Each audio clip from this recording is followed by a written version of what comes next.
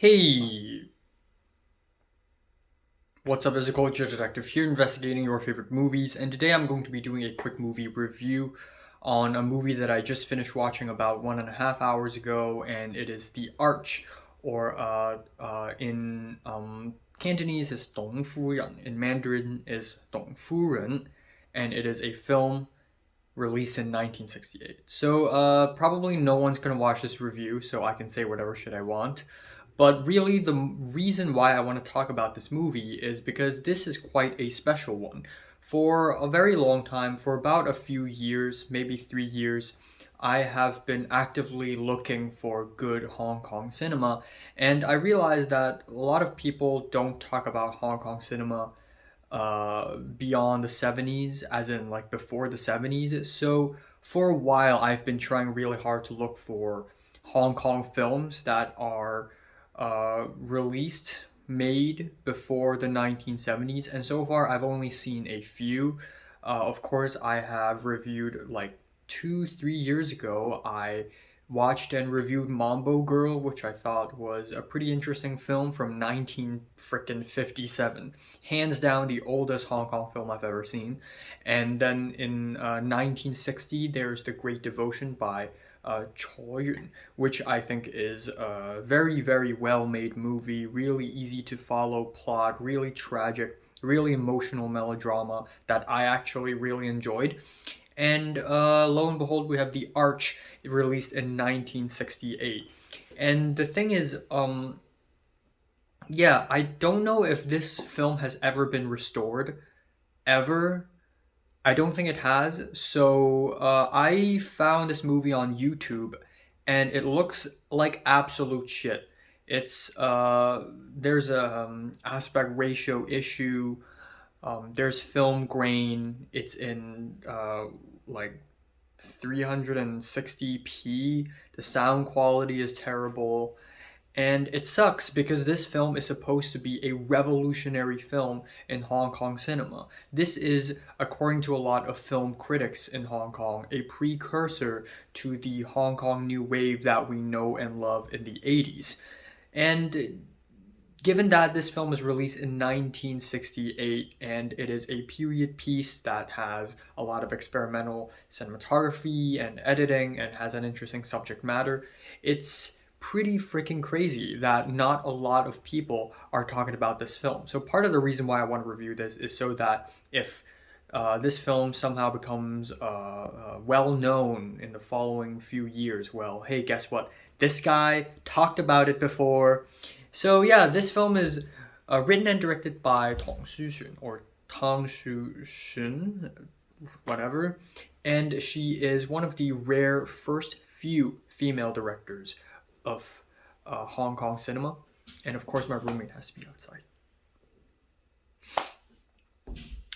And the thing is, her career is a bit short. She made two pretty well known films, The Arch and Goodbye China, in the early 1970s. And then afterwards, she followed that up with two lesser known movies. And then after that, she just moved to the USA and became a film critic. And she basically quit. So again, really weird standalone kind of a small movie from a small director, but had great impact in the Hong Kong film industry, in my opinion. Now, let's talk about the plot of the film a little bit. It is essentially a very simple plot about sometime in the Middle Ages of China. I'm guessing, judging by the soldier um, armor and the helmet, I'm guessing this is supposed to take place like way older, like back in Qin Dynasty or something. Like I saw somewhere in the synopsis saying that this is in the 18th century. That's totally not 18th century looking armor. But anyways, it's about a soldier who went to this house. It's about this soldier who went to this house in a village and I guess fell in love with the mom of this family. And this is a widowed woman and her daughter and her mother-in-law, and it's just three women in a house.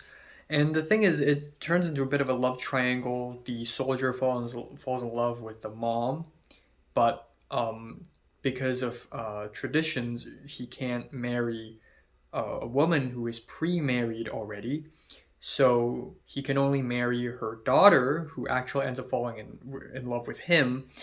And that's basically the first half of the movie. The second half of the movie is so much more psychological, where we have the wedding between the soldier and the daughter. They went off. The soldier went to war. The daughter got married off somewhere and had to move somewhere. And then the mother-in-law dies of sickness, and then the housekeeper leaves because it's become so depressing. So at the very end, our main character, Madame Tong, uh, uh, she became lonely, and that's basically the movie. So I really didn't know the plot before going in, and not gonna lie, I was pretty bored out of my mind in the first half. Not a lot happens. It's a really, really, really basic Chinese love story, and plot wise, character wise, there's nothing really all that interesting going on. But in the second half, when I begin to be able to tell what the director is actually going for, and it's actually a character study of Madame Tong and her loneliness and her sadness, it becomes a lot more engaging after that point.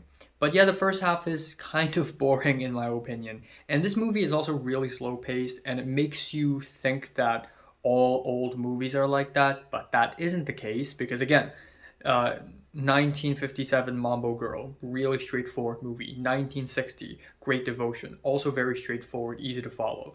I guess the slow pacing is intentional in this film so that we could really sink in this world, in this lonely, sad house in some village. Now, obviously, the DP is Subrata Mitra, who is a Sutaji Rai cinematographer regular. He's worked on the Apu trilogy. Unfortunately, I've never seen a single film from Sutaji Rai. I really want to. I really have to. But wow, wow, wow, wow.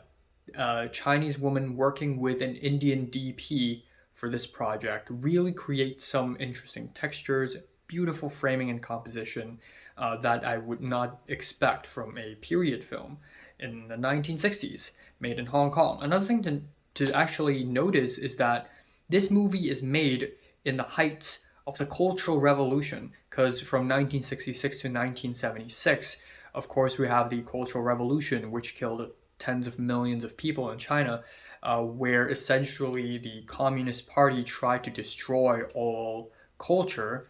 And so it's kind of amazing that this film survived and got made even. The editor of this film is Les Blanc, LeBlanc, I don't know, and he's an American editor who edits documentaries mainly. It's pretty weird, but the usage of crossfades and jump cuts and parallel editing is super advanced for its time, and even more so for a Hong Kong film. And the fact that this movie is made 8 years after Godard's Breathless really shows that Hong Kong cinema was never that behind.